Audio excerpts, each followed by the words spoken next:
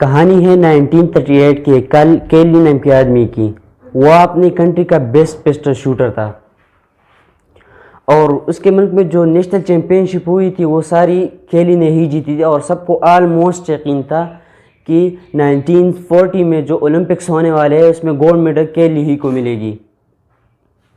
اور اس کیلی کا بھی ایک ہی سپنا اور فوکس تھا کہ میں نے اپنے اس ہاتھ کو دنیا، اس ملک کا نہیں بلکہ اس دنیا کی بیسٹ ہینڈ بنانا ہے، بیسٹ بنانا اور کامیاب ہوگا، اور اس نے بنا لیا۔ 1938 میں ایک فوجی ٹریننگ کیمپ چل رہی تھی، کیلی چونکہ فوجی تھا، اس کا ایکسیڈنٹ ہو گیا۔ اس ہاتھ میں جس ہاتھ سے اسے گولڈ میڈل جیتنا تھی، جس ہاتھ کو اس نے دنیا کی بیسٹ ہینڈ بنانا تھی، اس ہاتھ میں ایک گرینیڈ پٹ گئی اور اس کا وہ ہاتھ تباہ ہو گیا۔ زندگی میں اس کے پاس دو ہی راستے بچے تھے، یا تو وہ کسی تاریک جگہ میں چھپ کر باقی ساری زندگی روتا رہے، یا اس کے پاس جو تھا اس پہ فوکس کرے۔ اور اس کے پاس کیا تھا؟ اس کے پاس ایک ایسی ہاتھ تھی، ایک ایسی لیفٹ ہینڈ تھی جس سے وہ اپنا نام تک نہیں لکھ سکتا تھا، اور اس نے بھی اس دوسرے راستے کو چن لیا، اور اس نے اپنے اس ہاتھ کی پریکٹس شروع کی جس ہاتھ سے اسے لکھ تک نہیں سکتا تھا۔ وہ اپنے اس ہاتھ سے لکھ تک نہیں سکتا تھا، اس نے ایسے ہاتھ کی پریکٹس شروع کی۔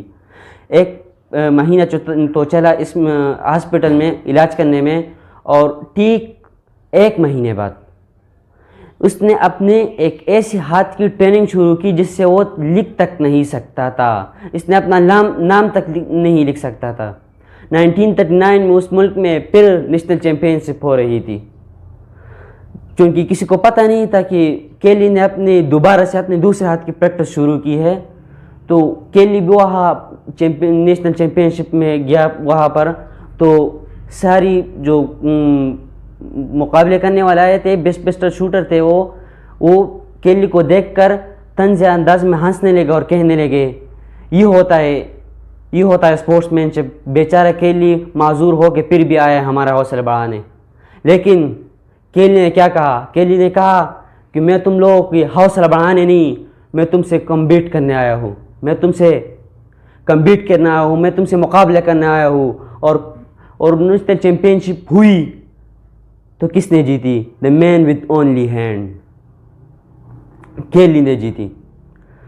1940 میں وہ اولمپکس نہیں ہوئے، ورلڈ وار کی وجہ سے، اور 1944 میں پھر نہیں ہوئے کیونکہ ورلڈ وار 2 کی وجہ سے وہ پھر منسوخ ہوئے۔ لیکن کیلی نے پھر بھی اپنا حوصلہ نہیں ہارا، کیلی نے پھر بھی کنٹینیوسلی اپنے اس ہاتھ کی پریکٹس کرتا رہا، اور اس کا ایک ہی سپنا اور فوکس تھا کہ میں نے اپنے اس ہاتھ کو دنیا کی بیسٹ ہینڈ بنایا ہے۔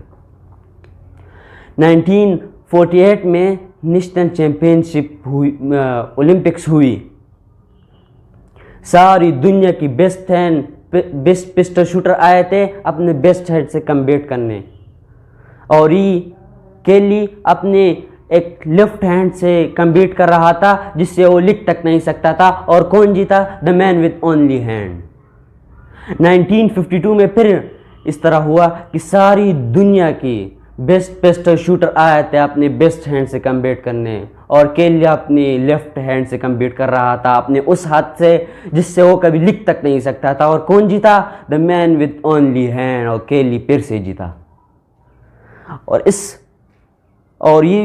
نے ساری اولمپکس کی تاریخ کو بدل ڈالی، کیونکہ اب تک کسی نے لگاتار 2 گولڈ میڈل نہیں جیتے اولمپکس میں۔ اس کہانی سے ہمیں کیا سبق ملتا ہے؟ اس کہانی سے ہمیں یہ سبق ملتا ہے کہ ہم ہمیشہ اس چیز پہ فوکس کرتے ہیں جو ہمارے پاس نہیں ہے۔ اگر ہم نے اس چیز پہ فوکس کی جو ہمارے پاس ہے تو ہم کبھی ناکام نہیں ہوں گے۔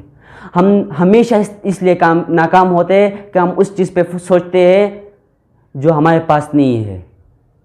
اگر ہم نے سوچا کہ ہمارے پاس جو ہے اس سے اپنا کام چلا ہے، تو شاید ہم دنیا کی کامیاب ترین لوگوں میں شامل ہو جائے۔